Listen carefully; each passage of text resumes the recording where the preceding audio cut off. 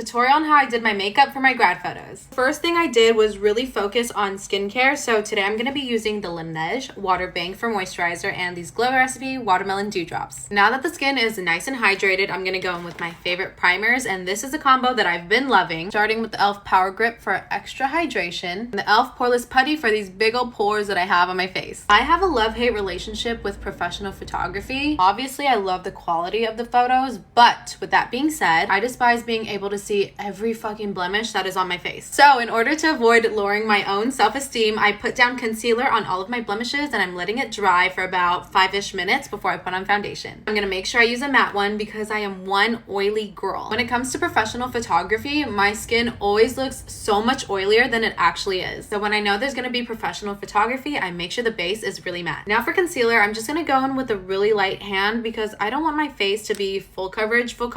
Personally, I didn't want like a full beat because I wanted my photos to look more youthful, natural, you know what I'm saying? Because in 30 years, when I look back at these photos, I don't want to be like, girl, you wearing way too much makeup for that young of an age. For contour / bronzer, I'm going to go in with the Rare Beauty bronzer stick and blend it into my forehead, my cheeks, and under my jaw. And for blush, obviously Rare Beauty in the shade Hope. Again, the goal of this look is really youthful and natural, so this blush is literally perfect. So before I set everything with powder, I'm going to go in with setting spray. I find this really help with melting my makeup together. When setting with powder, make sure to choose one that does not have flashback. Although school may have deprived us of all of our energy, I don't want any of us to look like ghosts. Because sometimes cameras will wash us out, I like to just go in with additional bronzer and blush to really deepen up that color that I have on my face. Because again, we're trying to avoid looking like a ghost. Okay, I'm running out of time, so make sure to head to part 2 for the continuation of this grad makeup look.